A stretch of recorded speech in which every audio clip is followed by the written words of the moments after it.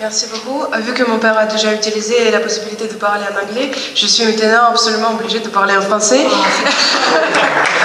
Si j'aurai les petits problèmes, les petites fautes, excusez-moi, parce que ça fait longtemps que je n'ai pas pratiqué français. On a eu une grande conférence en série avec certains de nos camarades qui sont présents ici. Là, c'était en pratique d'une semaine non-stop de français pendant toutes les conférences.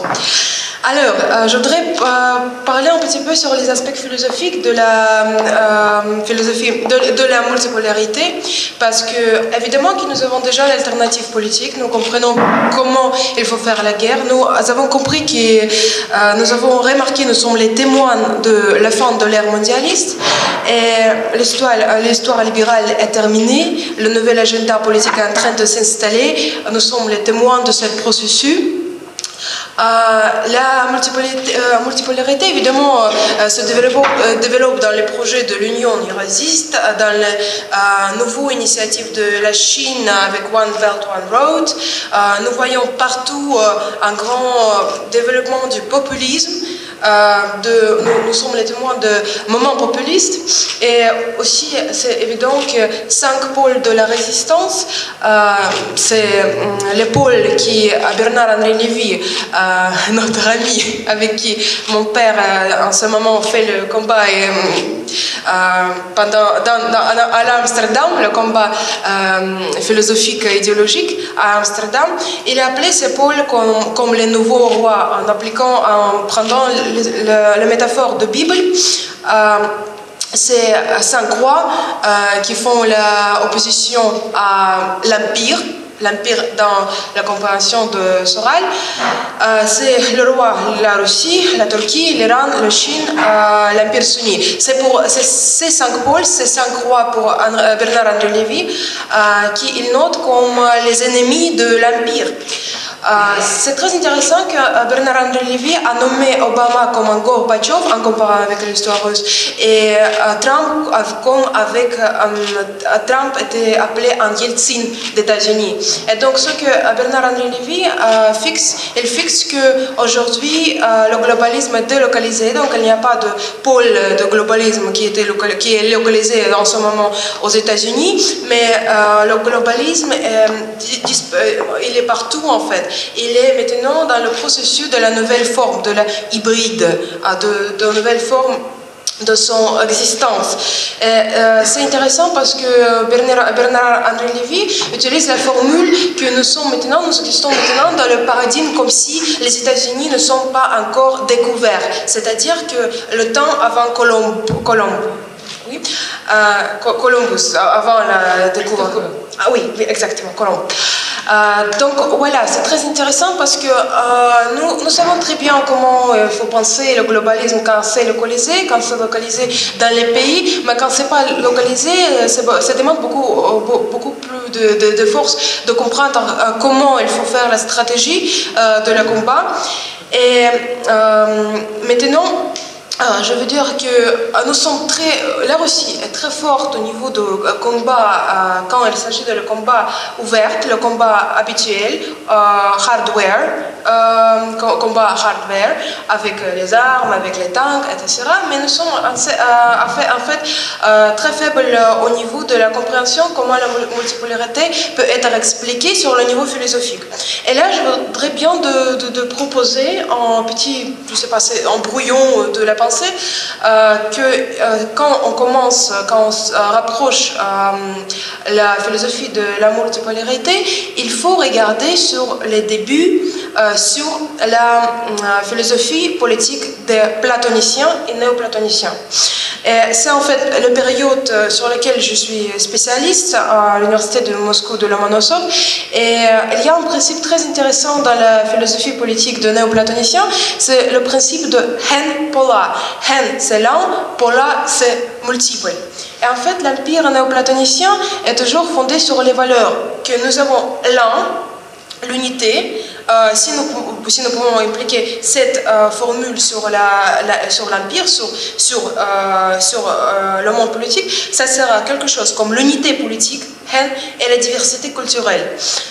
Et c'est En fait, vous allez dire, mais la diversité culturelle, quand même, c'est toujours la formule possiblement, même possible d'atteindre cette phrase de Macron, la diversité, etc.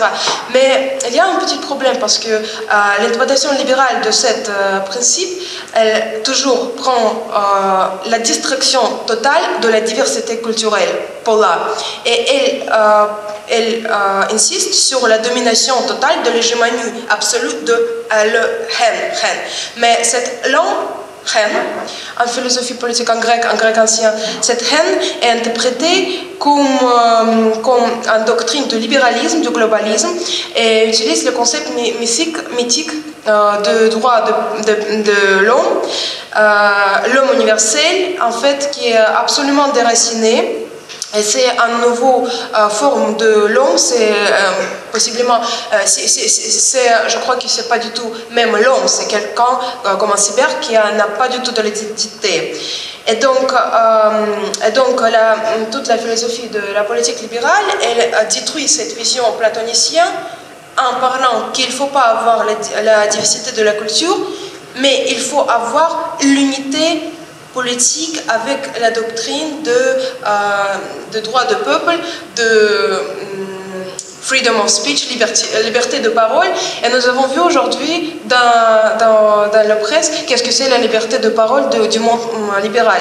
La liberté de parole du monde libéral, c'est quand Soral commence à critiquer le système et de suite il est dans la prison.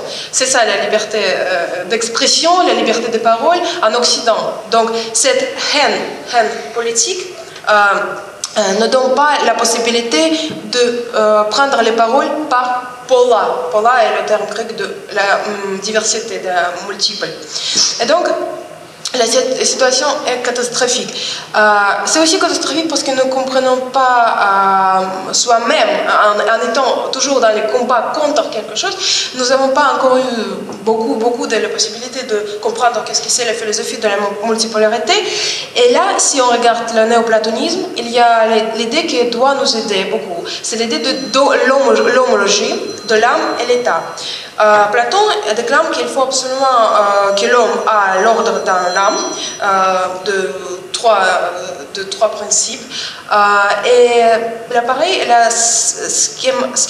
schéma pareil est utilisé aussi, la schème pareil est utilisé aussi dans l'État. Donc cette idée que l'ordre dans l'État correspond à l'ordre de l'âme et en opposé que l'ordre dans l'âme doit aussi être réalisé dans l'État, c'est aussi très important. Comme j'ai dit, c'est juste un petit brouillon ou une invitation à penser. C'est pas le discours final et je prétends pas du tout de vous donner les bases sur lesquelles la philosophie de multipolarité doit être fondée. Mais je vous propose ce sujet à penser, à développer, à réfléchir, à peut-être dire qu'il y a certains problèmes dans cette interprétation que je proposais. Aussi, je voudrais dire que pour la nouvelle philosophie de la multipolarité, il faut absolument repenser la figure de l'autre. Parce que la figure de l'autre, pour nous, pour les gens qui prétendent commencer la philosophie multipolaire, la philosophie de la multipolarité, l'autre c'est quelqu'un qui donne les contours de la propre existence pour l'État et qui en même temps conditionne l'auto-réflexion, donne une vision complexe de soi. Donc, pour les doctrines multipolaires, la figure de l'autre, c'est la figure de l'ami.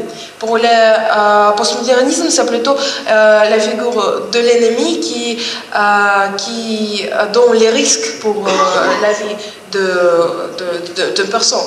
Donc cette compréhension amicale est très importante parce que dans la société traditionnelle, toujours cette figure de l'autre, elle était responsable pour la construction de l'ethnos qui est transformé dans le peuple. Et le quatrième point que je voulais dire, c'est la conclusion, la petite conclusion, c'est que la philosophie de la multipolarité doit être développée. Nous avons presque tous les clés de l'héritage philosophique avec nous, c'est les doctrines herméneutiques où il y a le principe qu'il y a plusieurs interprétations de chaque situation. Ça dépend toujours de point de vue, donc c'est le refus de l'interprétation unique, de la pensée unique. Nous devons poser sur la phénoménologie aussi, sur la philosophie politique platonicienne et néoplatonicienne, et sur certains principes d'existentialisme aussi.